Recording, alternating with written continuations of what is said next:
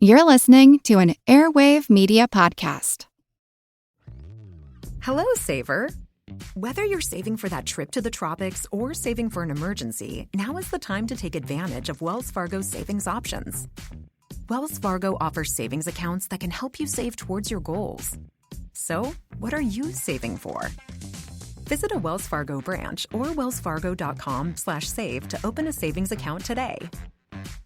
Wells Fargo Bank, N.A., member FDIC.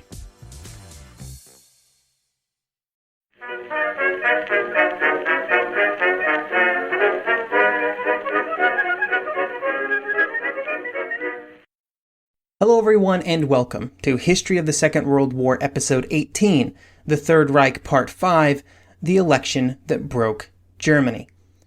This week, a big thank you goes out to the podcast's new supporters on Patreon: Peter, Josiah, Frederick, Grady, and Michael.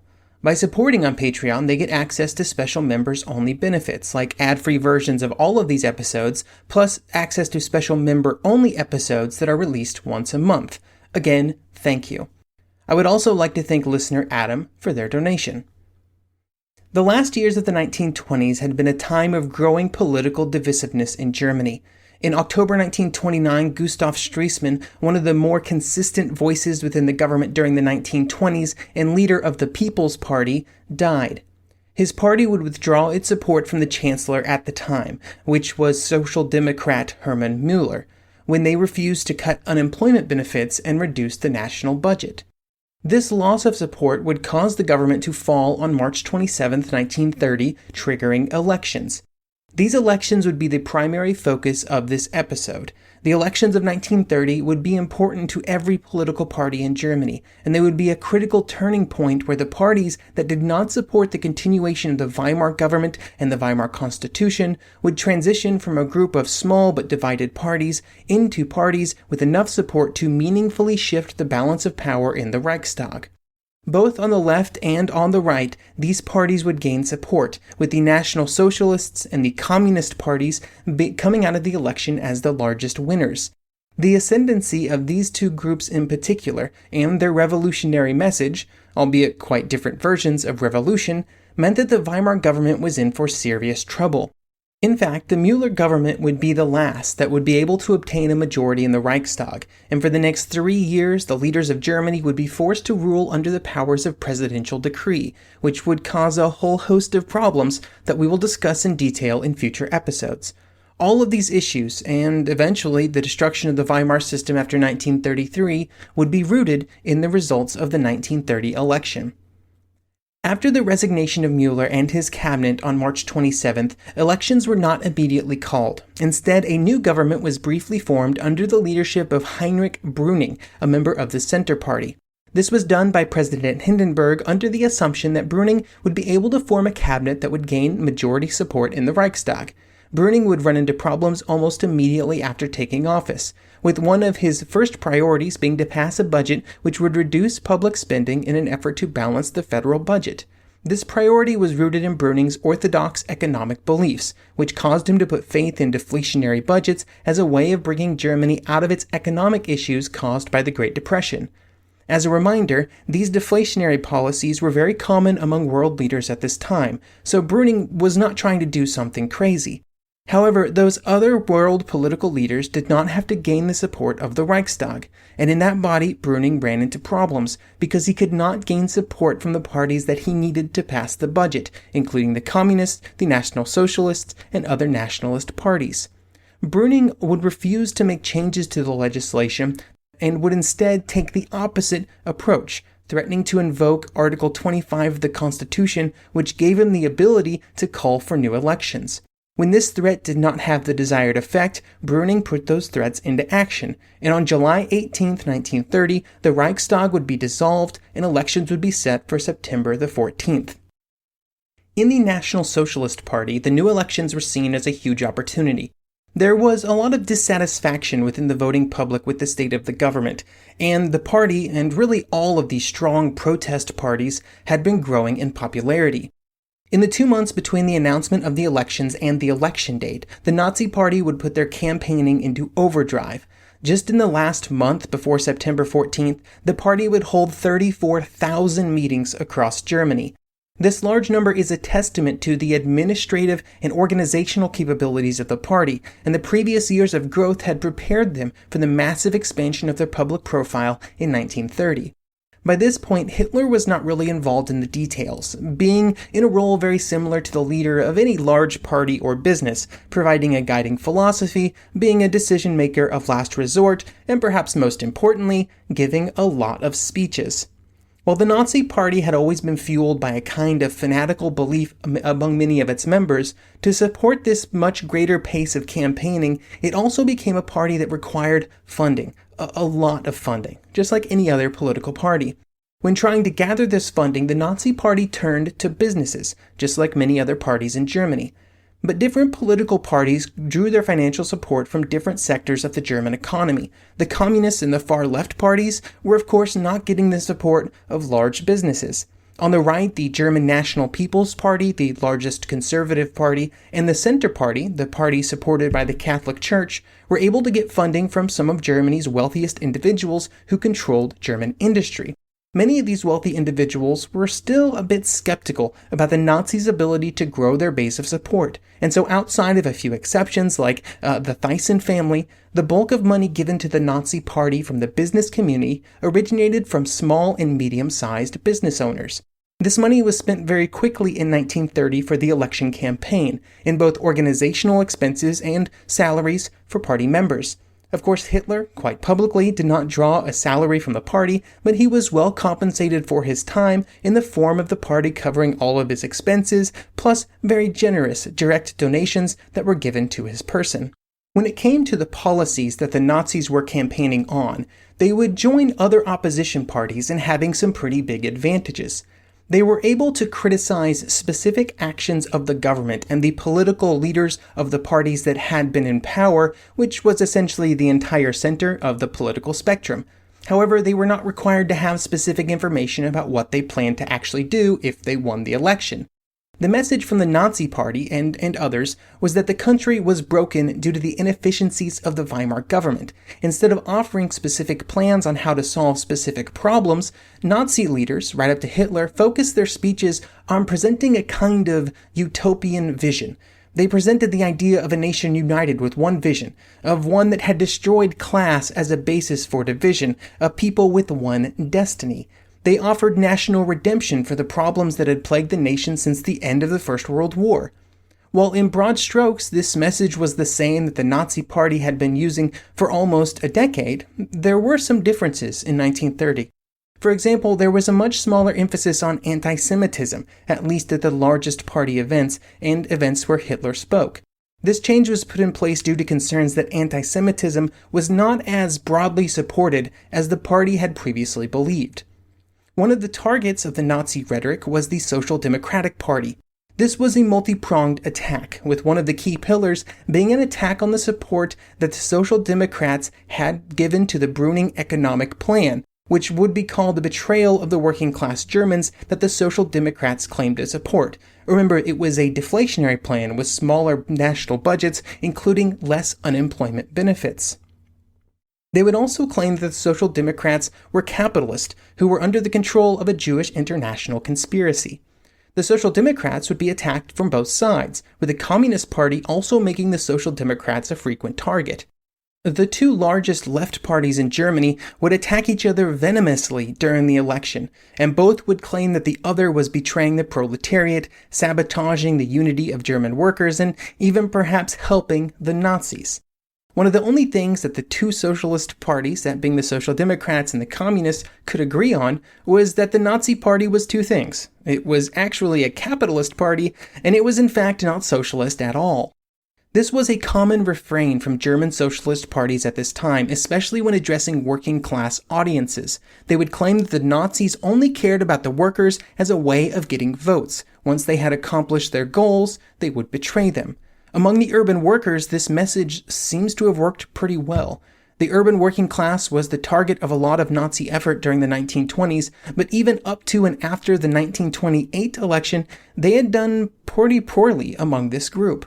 This was not the only area of possible expansion for the Nazi Party. And even if the Social Democrats and the Communists prevented the majority of workers from voting for the Nazis, the beginnings of a total collapse among the traditional liberal and conservative parties presented another avenue for success. For these parties, like the People's Party and the German National People's Party, the 1930 election presented problems because their traditional message was not lining up with what most Germans wanted. Specifically, their message had always been one that did not involve drastic change. They were moderate parties that advocated for gradual change, not revolution. For many Germans who had such a negative view of the situation within the nation, these parties were not proposing the kind of changes that they hoped to see and that they believed were necessary. Nowhere was the drop in support more strongly felt than in rural Germany. Rural voters had been a strong point for the traditional conservative parties throughout the 1920s, but it was also an area that was hard hit by the economic problems of the late 1920s. The biggest problem for the German farmer was the amount of agricultural goods that were being imported into the country, making it hard for German farmers to compete. This caused them to demand some sort of agricultural import quota, or at least some sort of tariff on any agricultural goods entering the country. The inability of the traditional conservative parties to make these kinds of reforms caused many rural Germans to be radicalized, and in this radicalization, they turned to more radical political parties like the Nazi Party, whose message of radical nationalism seemed to promise a different tactic in dealing with Germany's neighbors and foreign trade. For these two moderate parties, these issues meant that the 1930 election would be catastrophic, and between the two of them they would lose 47 seats in the Reichstag, and from a percentage basis, they would both see almost half of their popular support evaporate. When the results were tallied for the election, it was found that a higher percentage of registered voters had voted, at 82%, than in any other Weimar election up to that point. This turnout was important because of how Reichstag seats were apportioned. Seats were given proportionally, but the number of seats was dictated by the number of total votes, with a seat given to a party based on every 60,000 votes they received. This means that the Reichstag created as a result of the 1930 election had 86 more seats than the one before it, bringing the number up to 577. What this means is that the parties that gained seats did not necessarily steal votes from other parties. There were, after all, more seats to go around. It also means that the parties that lost seats, especially those that lost a lot of seats, had actually performed worse than just the number of seats lost indicates, because they now received a smaller piece of what was a much bigger pie. 4 million more people voted, but 3 out of the 4 parties that would be qualified as near the political center or traditionally conservative lost over 2.5 million votes combined. The big winners were the 2 parties that could not have been more opposed to the other. The German Communist gained 1.3 million votes, bringing them up to 4.5 million voters and 77 seats. And of course the National Socialist Party that gained a staggering 5.5 million votes, bringing their total up to 6.3 million, catapulting them from 9th to the 2nd largest party in Germany. The growth in support for these 2 parties came from across the geographic and demographic landscape. They were both well supported by new voters, with almost a quarter of those who voted for the Nazi Party being first-time voters. The Nazi Party also did very well among women, which was an important voting demographic in Germany during this time period due to the number of male casualties during the First World War, which skewed gender demographics within the nation. One of the key messages of the Nazi Party after the election was that it had done very well throughout all of Germany and throughout all of society, allowing them to make the claim that they appealed to a wider base than any other party, even if it wasn't the largest. The growth of 2 of the most radical parties, the Communists and the Nazis, had an important impact on the Reichstag. For a new cabinet to be formed, it needed a majority in the Reichstag. However, with the Nazi Party and the Communist Party now occupying so many seats, getting to that majority became incredibly difficult. A right-wing coalition, which would of course exclude the Social Democrats and the Communists, was impossible unless it would include the support of the Nazi Party. On the left, the math was essentially impossible, because even if the Communists and the Social Democrats could somehow work together, which was already very unlikely, it would leave them with just under 38% of the votes, and they would be hard up to find coalition partners. This is why, in many ways, the 1930 election was the moment that broke the Weimar Republic. It was a system that needed some kind of coalition majority to function, and now there was almost no chance of that coalition being formed. The only real path for such a majority was for the center and the right to join in coalition with the Nazi Party. This would require the party, but mostly Hitler, to accept being a member of a coalition, and importantly, not the leader of that coalition, which was unacceptable. This refusal to enter into a coalition without being the primary partner and without Hitler being chancellor would be the position of the Nazi Party until 1933.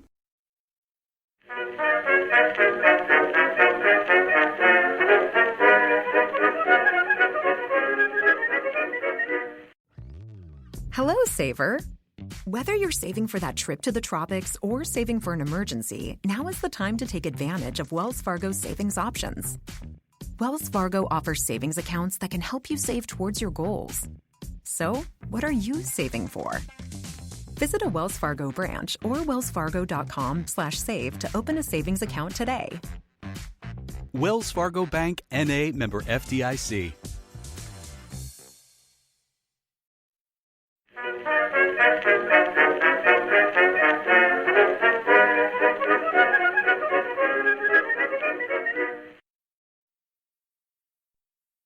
While the 1930 election made it challenging for a government to form, it also was the beginning of a period in which it was hard for the Reichstag to function at all. Before 1930, the Reichstag was in session for about 100 days per year. In the 6 months after the 1930 election, it would meet 50 times, which was normal, but then the number of sessions would fall off a cliff. Between March 1931 and July 1932, that's over a year, it would spend just 24 total days in session. And then only 3 sessions would occur in this last 6 months of 1932. To continue to have a national government at all, Brüning, who was still in the position of chancellor, would be forced to use emergency decrees, 44 of them altogether. These decrees were included in the Constitution for just such an occasion, but it was never imagined that they would be used on this scale. In fact, from the 1930 election until 1933, the nation was essentially run on emergency decrees. While this was happening, the political violence, which had already been happening before 1930, just escalated. The Social Democrats, having been clearly defeated at the voting box by parties which endorsed this violence, began to move towards supporting it as well. The leaders of the party would call this period the War of Symbols, and they would join together with the trade unions, other working class organizations, and the Reichsbanner, a paramilitary group, to form the Iron Front, designed to fight back against the continued rise of fascism and communism in Germany. This change went hand in hand with changes within the Social Democratic Party as a whole, as they embraced the propaganda methods of their 2 largest rivals, the Communists and the Nazis. Their message became one that emphasized emotions and public displays of collective will instead of their traditional emphasis on reason and science. However, this new style would never really fit with the Social Democratic Party in the way that it did with their opponents. At its core, the party was simply not set up for such actions, both from a leadership as well as from the rank and file, and it showed. That did not mean that these actions did not increase the political volatility throughout Germany. As Thomas Childers would say in his work The Third Reich, quote, "As the violence escalated, a culture of political martyrdom emerged on both sides of the ideological divide. Men felled in heroic battle with the partisan enemy were given elaborate funerals attended by party dignitaries, guarded by paramilitary troops, and given extensive coverage in party press." End quote. The victims of political violence were becoming heroes. With violence increasing in the spring of 1931, Brüning announced an emergency decree in March, which required all political meetings to be registered with local governments and the police. While the announced intention was to reduce the level of violence, it also had the effect of censoring groups that the authorities, and especially the police, did not agree with, which meant that the parties on the left would experience no small amount of discrimination due to existing views within the police force. The election would also be a turning point when it came to support for the Nazi Party within the industrialists and among the army leadership. In 1931, support among business leaders from some of the larger industrial firms began to increase rapidly, which meant more money for the party and also more opportunities to speak to wealthy and influential individuals in the industrial areas. As with many relationships between rising politicians and wealthy business owners, the German industrialists hoped that if they bankrolled further Nazi campaigns, the party would create a new government which was tied to their interests. After contacts increased with the industrialists during the spring of 1931, Hitler and other top Nazi party leaders would make a concerted effort during the summer to grow and strengthen this relationship, knowing that such support would be important if the party was to take the next steps towards their final goals. A similar shift in attitude was happening in the army as well.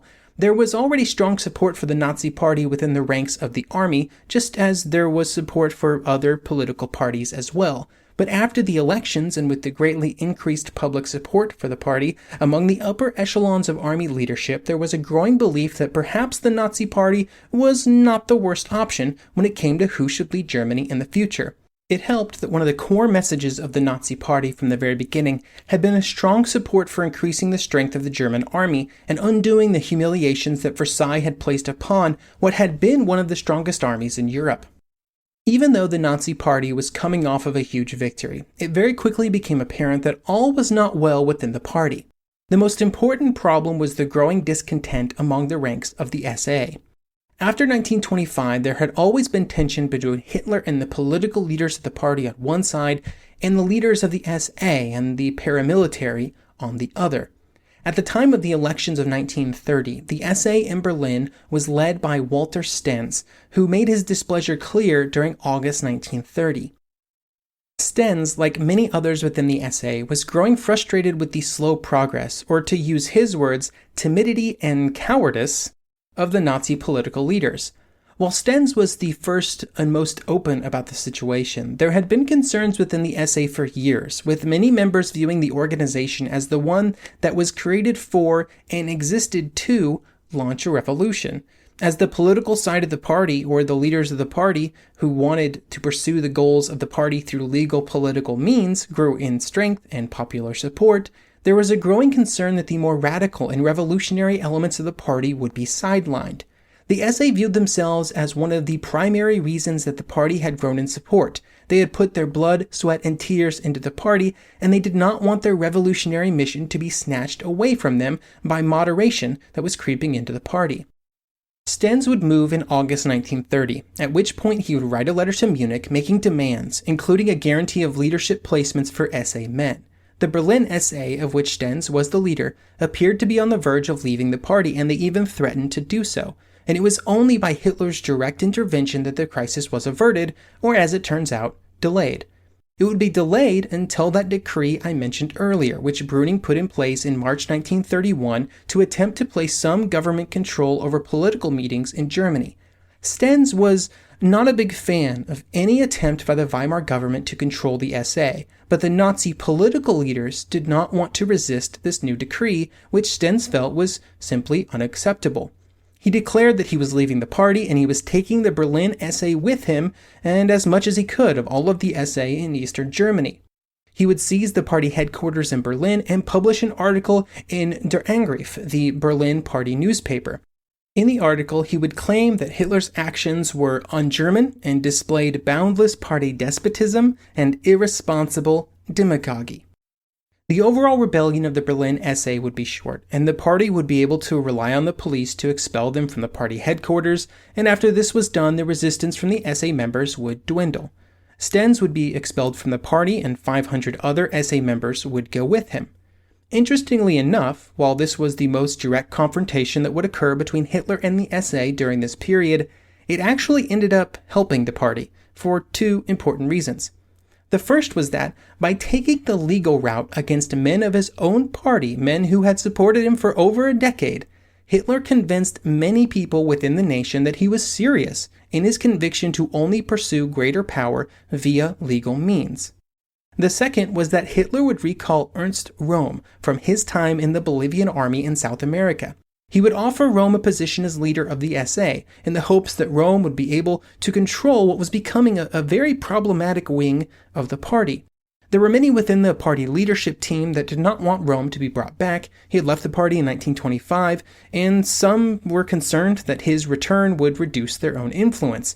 They would use the excuse of concerns about some of the details of Röhm's personal life, but Hitler believed that he was the right person for the job, and Hitler trusted his leadership ability.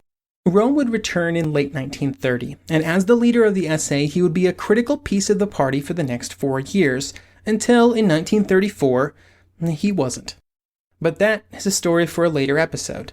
Next episode, we will discuss something that was happening for only the 3rd time in the Weimar Republic, a presidential election, which occurred every 7 years and would occur in 1932.